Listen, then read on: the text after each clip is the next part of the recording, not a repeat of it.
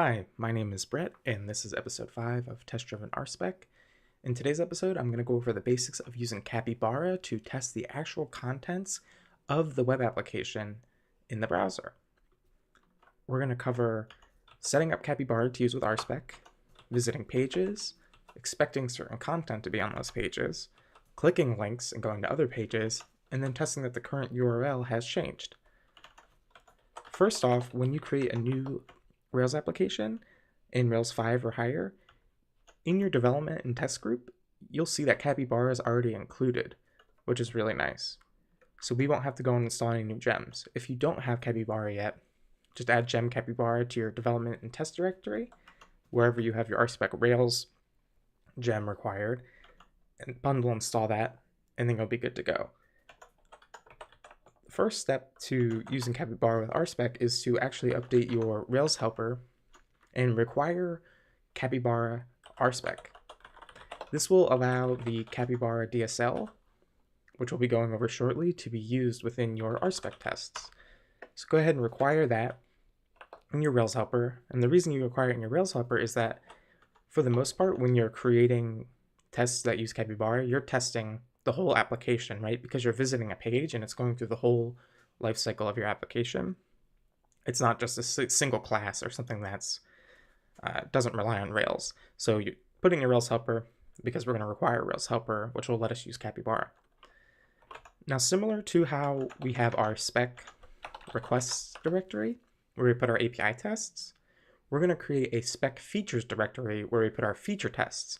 And feature tests are high-level acceptance tests that verify the application works in a certain way or certain content is available.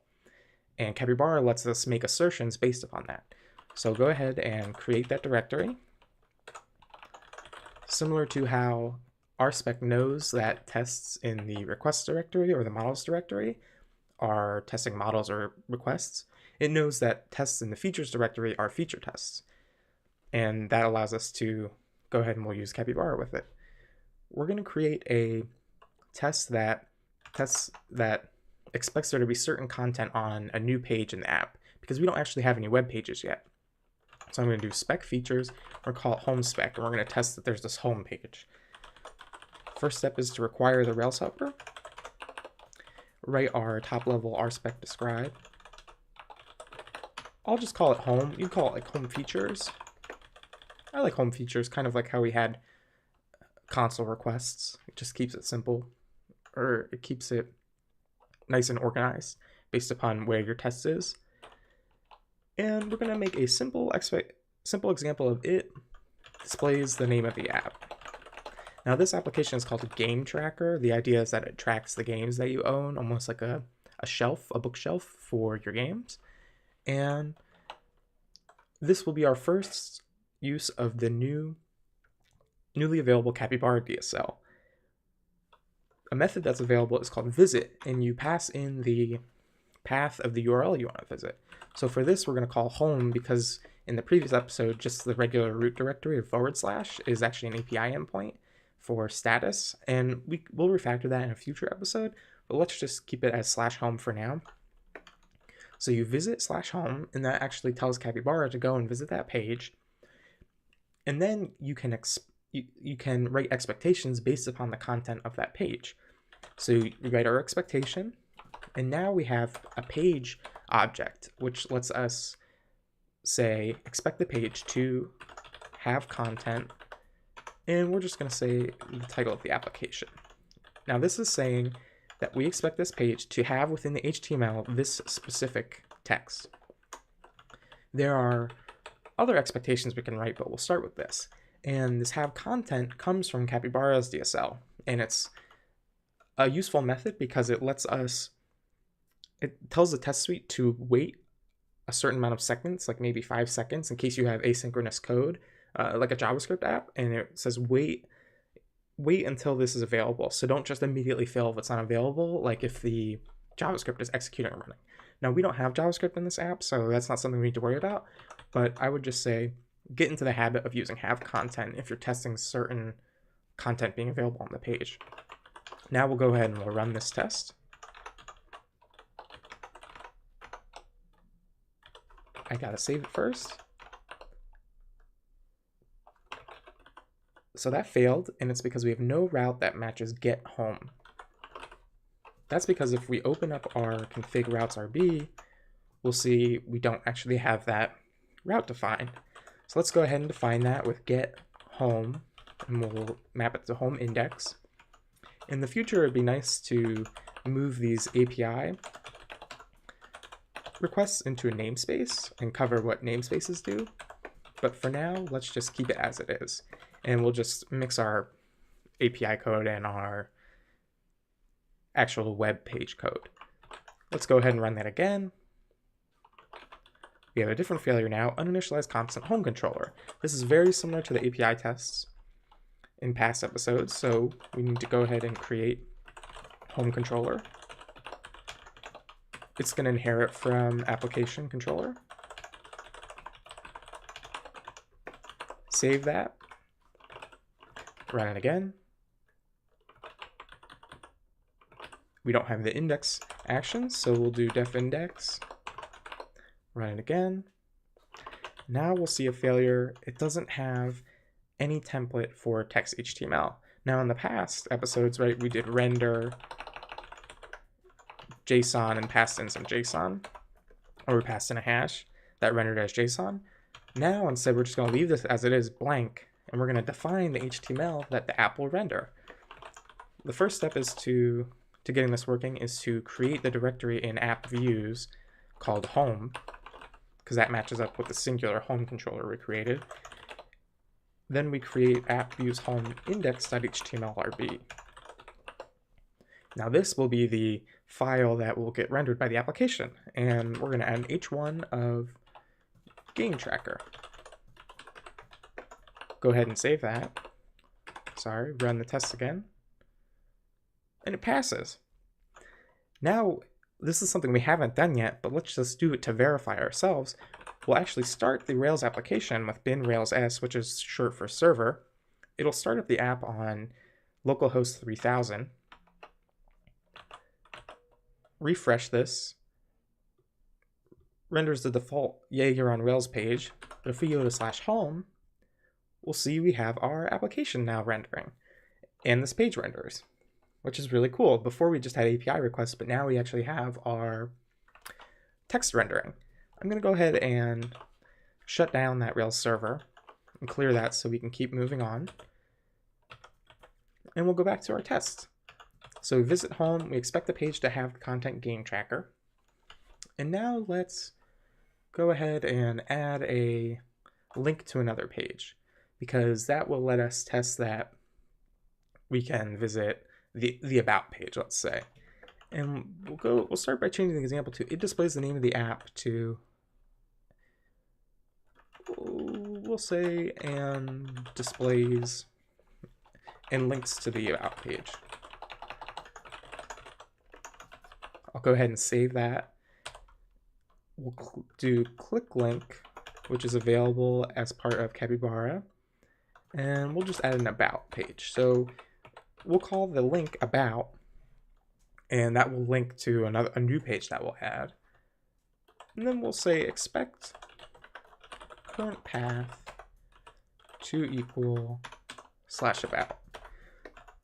So similar to we have visit, now if we click link, that'll bring us to the about page. Now we're going to say that the path of the application, which in development will be localhost 3000 /about, is equal to /about to verify that the page has changed. Then we could also test that the page has content about. Let's just say as an h1 or something like that. Could even do, say, okay, we expect it to be the title of the page to h1. Go ahead and save that. Run that test again. Now it goes through the test and it tries to click a link called about. It says unable to find visible link about. That's because there's no about link yet. Let's go ahead and create our simple link. We're not going to link it to anywhere yet because we don't have the code to do that yet, or we're just making the simplest change we can to make the test failure. Home feature displays the name of the app and links to the about page. It expected /about, but it got /home, and that's because the actual route didn't change. Now with Rails, we have our link to helper, which we can use, and we can say link to about, and we'll go to the about path. I think it'll be the about index path. I'll go ahead and save that, run it again. It says undefined local variable or method about index path. And that's because we don't have our route for that yet. So let's do route about. It goes to our about controller. Save that, run it again. It says undefined local variable method about index path. That's probably because this needs to be in a different order. And I like to use parentheses because why not? Be consistent. Let me run it again.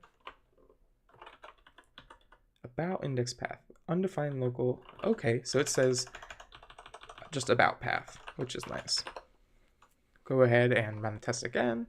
It says unable to find visible link about. And also there's a typo here, we don't need that. Run it again. So that's not right.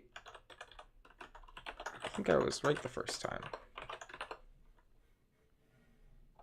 There we go. Now we have the failure we want. So the link to helper takes the name of the link and then the path, and it's just about path, not about index path. We have action controller, routing controller, uninitialized constant, about controller. This is just like our home controller failure. So let's create our about controller. I'll do that in a new tab. Class is about controller. Inherits from application controller. You might see people creating a static pages controller or just a pages controller and then each index being for a specific page. And you could totally do that. I like to just keep it separate because it feels more restful where each controller has an index and maybe it has a create and a new and all the different regular Rails controller actions. So I typically go down this route, but you could also just create one controller for your static pages and use that. Again, we have the failure because we don't actually have the page. So let's create that page. I need to make the directory first in views. We'll go to app views about, call it index.html.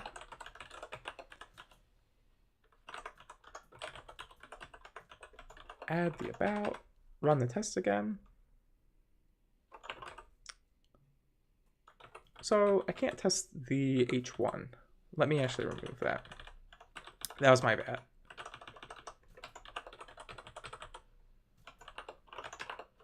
Run it again.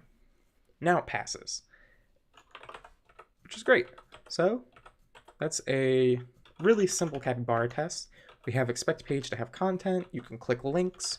You can visit URLs specifically. Usually for visiting, I use it as the entry point for that feature test, or I'll just visit the home page and then actually add the clicks for where the user is clicking to get to that part of the app so that it's simulating what a user would do if they were going to the homepage of the app, signing in, and then going to a specific part. Now, this is all fairly straightforward, and since this is just the basics, I'm not going to go too deep into testing certain classes with RSpec or with Capybara and asserting that they're available, and I'm not going to dive into interactive forms. I'll do that in a future episode, but I just wanted to give you a fairly concise and brief introduction into using Capybara with web pages in Rails and how that would look with test-driven development. And as we saw, it helps you figure out in case you have something wrong in your example you're linked to or in your route path. And that's just a really quick way to iterate and make those quick changes to fix any issues you might have had with your app. One final thing I want to do is let's start the Rails server again. And let's visit the app again, because I wasn't doing that yet. So if you click refresh home page, click about, now we're at the about page, and we can view our app. So that's kind of cool. It's, again, a little bit trivial and not too useful yet, but if you're just getting started, I hope that this is helpful. Thank you very much for watching, and if you have any questions, let me know, and I'd be happy to help answer them.